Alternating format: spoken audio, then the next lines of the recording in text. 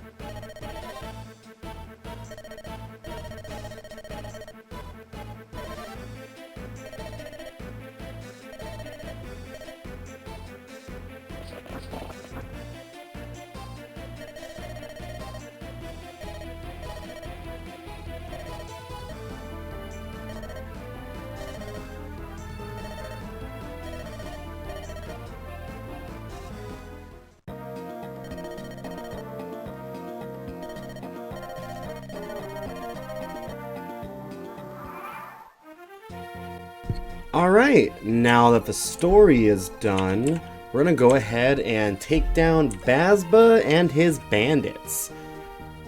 Which is going to be a little anticlimactic because it's still early game, so it's not terribly difficult. But, you know, we're going to have a fun time anyway. So, we're going to go ahead and actually move...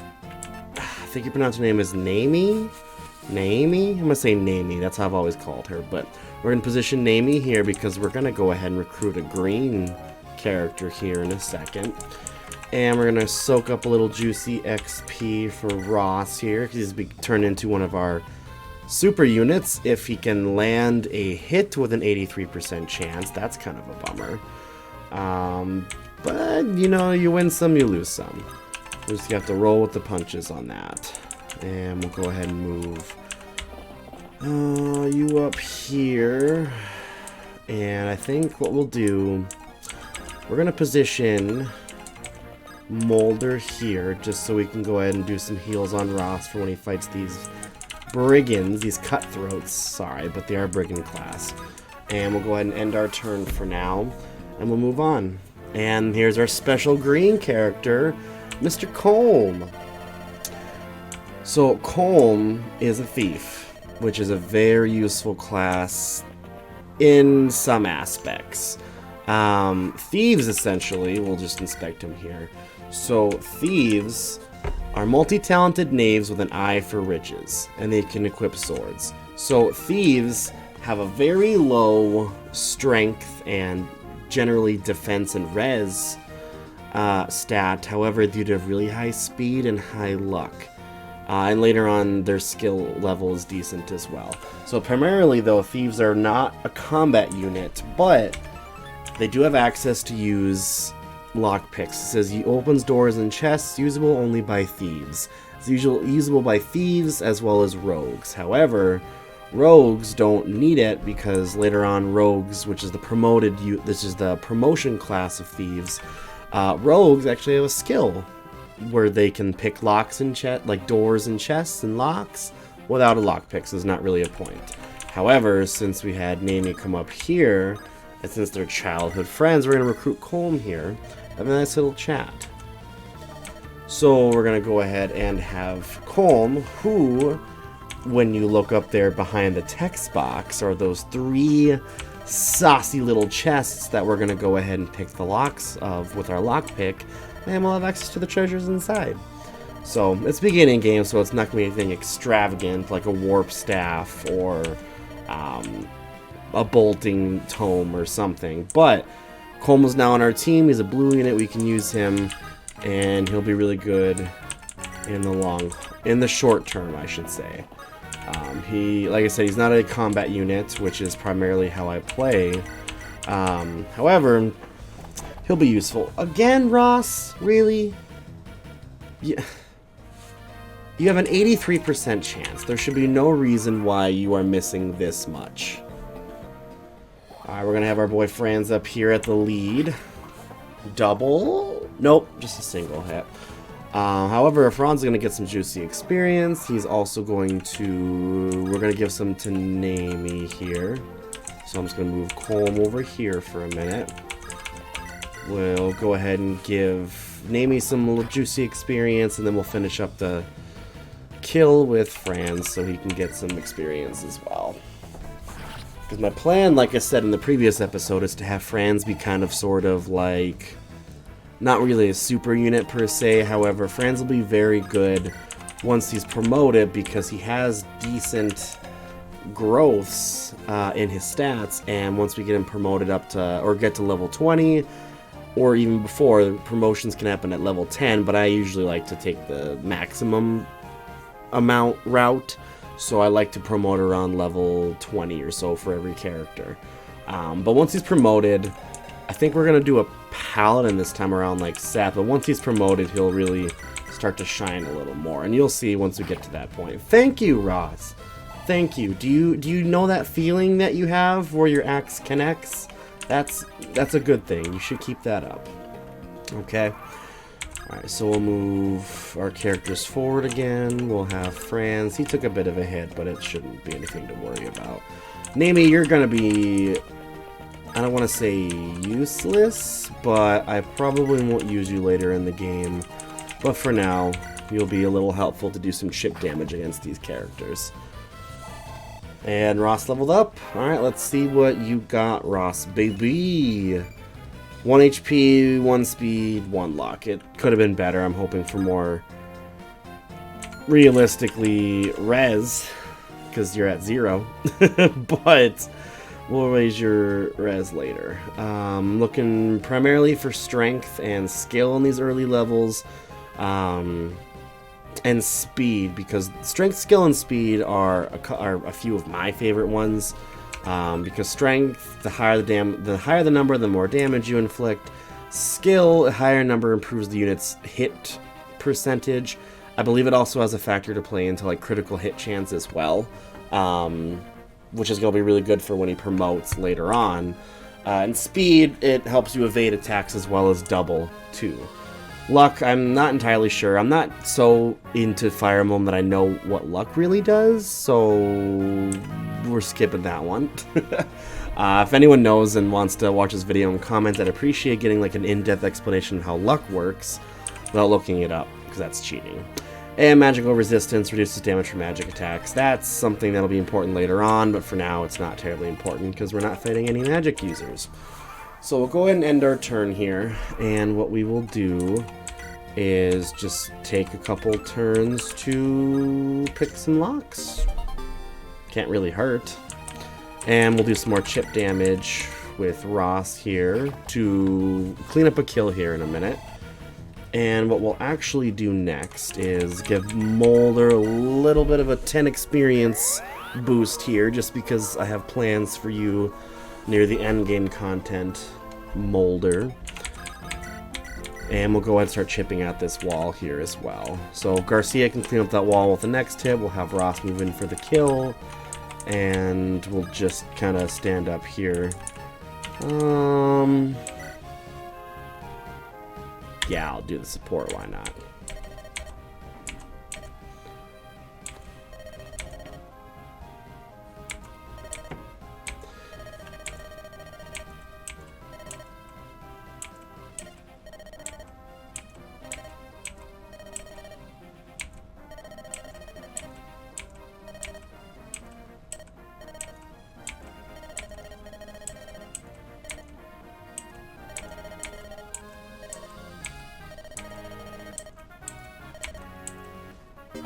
And we just did a quick little support there. So these guys are just gonna stand by for now, I guess. I don't believe... I probably should have checked. Okay, I was gonna say, I don't believe that the archer can hit us from where he's at, so that's good. So we'll go ahead and just keep up the plan that we got, and I need... Nope, don't want to do that. I need to turn something off. So we're gonna leave animation... Let's do without backgrounds. We'll do fast game speed, and we'll do normal text speed just for, well, I'll do fast, just for the cutscene wise in the story, but I want to turn off auto cursor and auto end turns. And we'll spice it up, we'll give it a red background. Alright, so we'll go ahead and do this. Break the wall with Garcia, move in with Ross for the kill since he's not throwing. Never mind. I thought the hatchet would have more of an iron axe effect. I forgot that it is primarily a thrown weapon. That could be used for both. Well, Ross had a good little cleanup here and a door key. So what we'll do now is Ross will do some chit damage against this cutthroat, as well as fighting this archer while we use Colm to go ahead and pick some locks, and yeah. So the main focus I want to focus on for the next couple chapters is actually Ross the boss, because Ross here, when he gets to level 10, can promote into a fighter or a pirate. And we're going to go down the pirate route. Oh, I forgot you have a hand axe. Nah, it's okay. We're going to go to the pirate route because I want Ross to be a berserker, because super crazy high attack, super crazy high chance for criticals. It's just all around a fantastic class. So rather than Ross the boss get too rounded, we're gonna go ahead and heal him up with Molder. That's a decent level up. My three chosen stats that I appreciate the most, at least for Ross's case here. So go ahead and do some healing with Molder. Get you a tasty little bit of experience, and I don't need Garcia. So what we'll do is we'll get this last chest as well with Colm, and then after that we're gonna send the axe, and then I want you to actually take advantage of that iron sword, and you can take that lance, so you have an extra one. Okay. Now we're going to go ahead and focus the next few boring parts of this by using Ross the boss to clean up and get some more experience as well. Do some chip damage and slowly work his way through the ranks, because after we kill this cutthroat, we're going to go ahead and have the archer coming after us, which is fine. I say bring him on, because Ross the boss is indestructible. Watch as I get like 1% crit. Okay, thank God. But Ross will become a legend, and the sooner I can get him promoted to his level 10 from journeyman to pirate, the sooner that we can go ahead and make stuff happen. I misclicked and not want to do that. Oopsie. So, by the way, if anyone watches this, and let me know if you want me to have the battle animations on or off. Other Let's Plays I've seen it gets boring and old after a while, so I just would like to leave it up to the audience, because it's a horse apiece for me. If I'm playing on either my original copy of Sacred Stones on the Game Boy Advance, or if I'm emulating on my phone when I'm playing on the go, I primarily turn the animations off, but that's just a personal preference. Everything's super fast. I play sped up just because well, I like to play the game fast. As Sonic said, you gotta go fast, man, and I don't really want a blue hedgehog in my face yelling, "You're too slow!" So I, want to learn from that. Alright, so what we're gonna do next is, now that the archer and the hand axe brigand are out of the way, we're gonna go ahead and do some chip damage and take out this other brigand over here, so that Ross the boss... Oh, that's a fair point. I think I might be able to get him to level 10 if I play my cards right. Okay, actually, let's go for it. Let's make Ross the boss. Let's see if he can take care of these guys and slowly but surely work his way up the ladder. So since this is going to be a Ross the boss moment, I think that we're going to turn battle animations off for now, just because you don't see Ross throwing a hatchet at every living thing that moves, and to speed it up just a little bit. So we'll go ahead and I'm actually gonna have Garcia come by again. Yeah, I'm gonna have Garcia come up and to help take this down. Do I have anything that can be stolen? Yeah, okay, so this is what I'm gonna do. We're gonna have Molder the Boulder take the keys. We're going to have Colm up here pick the lock, just so that way is open in case we need to swoop in and do some saving here. We're gonna have Garcia take down this wall. Gorbachev, tear down this wall, and 65% chance. Let me go for it. I don't think that Ross can be doubled by this thief, and even if he can, I'm confident that the strength stat, attack power 8, strength 3, yeah, he won't be, even if he gets doubled, I think he'll be okay.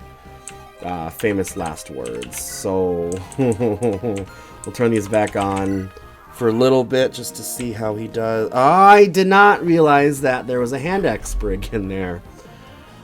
Oh, good lord, that could have been terrifying. And you're gonna steal the Vromer. Okay, well, that's pretty typical. Alright, gosh. If I get lucky, I can take him down. But I can get two-shot by this guy. I'm gonna roll the dice! Okay, thank God. Alright, now I won't have to worry about this thief. Whew, that was a little nerve-wracking, actually. Now I don't have to worry about this thief ruining my day. But he might go after Garcia. Or Molder the Boulder. Alright, so Molder can't heal himself, unfortunately. But what we're going to do is I want to use as much experience. I want to keep as much experience as I can. So we're going to use a vulnerary here. Get you back up. We're going to stand here. I did not think that through. Oh my gosh. I forgot he had a hand axe for a second, and I was like, man, I can get two-shot here. Alright, we're just gonna hope and pray. Alright, yep, you're going after Molder because he can't defend himself. That's just what bandits do. Alright, then we're gonna go ahead and have Ross come in and clean up and get that juicy experience. Should push us... Oh, I was gonna say, should push us into 9, but that's okay. By the time we get done with this guy and do some chip damage at the boss, we should be level 10 as long as my hatchet doesn't wear out. Yeah, we'll be okay. I should have Molder move and healed Ross. So that's what we'll do first of all. We'll have Molder move in, do some heals on Ross the boss with the sauce. And we'll go ahead and start moving over towards this other brigand here. I wonder if he... Okay, yes, he does move. And he has a steel axe. I did remember that. But I knew that he wouldn't be able to... Oh, Rot's doubles! Okay, the weight... So the weight from the steel axe, as well as Ross's 7 speed. Good lord, I didn't realize how high that got. Ross's 7 speed, as well as the heaviness of the steel axe, really helped out there. Okay, yep, I can still double. Okay. It's not too bad. Ross the boss in the house, ladies and gentlemen. Alright. We'll give Molder some really easy experience points. I'm gonna go ahead and do a not-so-smart move and have the mercenary actually try to engage with Ross. And we'll start moving people ahead. So, Franz, you can move here for now, but the star of the show is Ross. That's the plan. As soon as he hits level 10, then we can... I don't care who kills the boss or who kills the mercenary, but in the meantime, it's gonna go ahead and be Ross the boss so he can get to level 10 here. Alright, for the love of God, please don't double. That's all I ask for.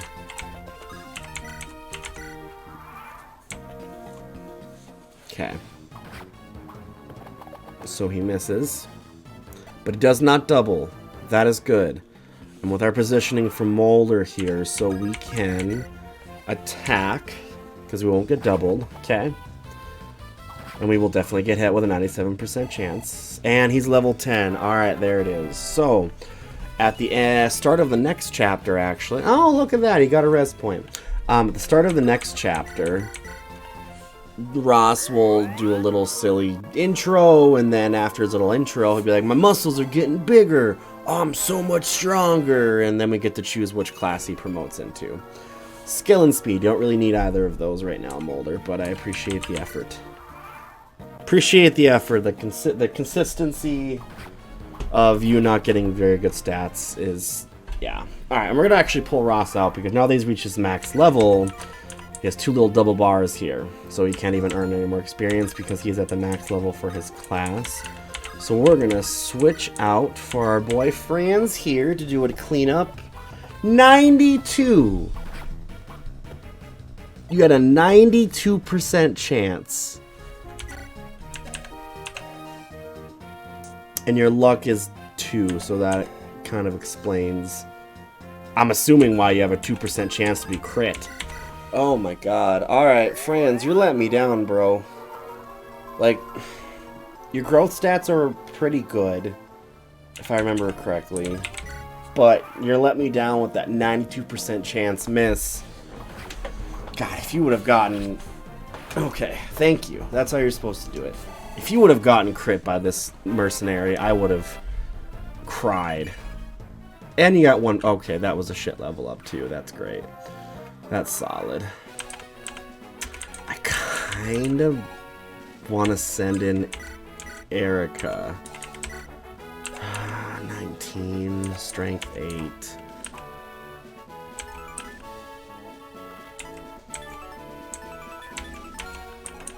Oh boy. Oh, I forgot to get... Oh shoot. I forgot to get that chest. What was I thinking? Got the door open and then I didn't get as far as... Okay. So, Ross, you're going to go ahead, since you can't do anything right now, you're going to go ahead and be an errand boy now. So you're going to take this chest key and you're going to run back. And we're going to send Seth in here as some backup to potentially clean up Bazba. I just know that if I go in there guns a-blazing with Erica, I don't know if I'll be able to survive a steel axe attack. But you know, this game is all about taking the risks, so why not? We'll hang out. We'll see what happens.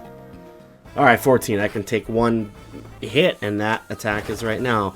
But I get a crit, so that kind of evens out. You know, we'll just retreat for a second and get healed. You had an okay level up, so that's good. We'll just back up here a little bit, and we'll get you some heals from Papa Boulder. I know you're still in range of the hand axe. Probably should have thought about that, but that's okay. We'll get some heals from Molder. 17. Okay, so that still puts me into a good range to survive an attack. We'll trade you the chest key. I honestly don't remember what's in this chest. I think it might be a red gem? Javelin. Not even close. Oh boy. Alright, we can do this. We're almost done with this chapter. Like I said, the early game is not fairly difficult. It's just you can make bad decisions real fast if you're not careful. So I'm going to play the careful card, and I know he's healing every time he's on that throne, but I'm confident enough in Erica's ability to double and potentially crit again. So, yeah. Alright, so I just need to score one more hit on Bazba in order to end his existence, and I can double. So I'm fairly confident with these numbers with the rapier. There it is. Alright. I am the mighty Bazba. This ain't what? That's... You should have swallowed... You should have finished your sentence there, partner. Alright, this is a Seize the Throne chapter. So let's go ahead and seize it. Easy peasy. Alright, I'll shut my mouth for the cutscene, and I hope you all enjoy the story.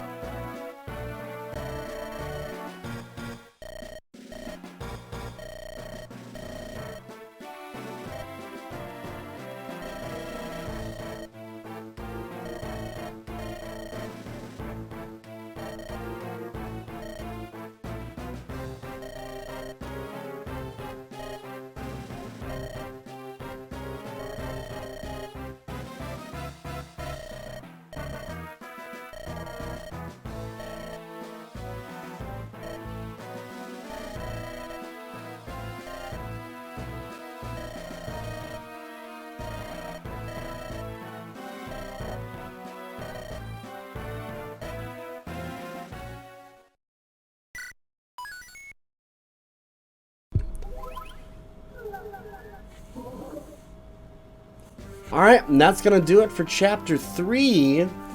When we come back the next time, we're going to go to the Zaha Woods, where we're going to have a new interesting character join us. So, alright, in the meantime, I will catch you all later. See you in the next episode.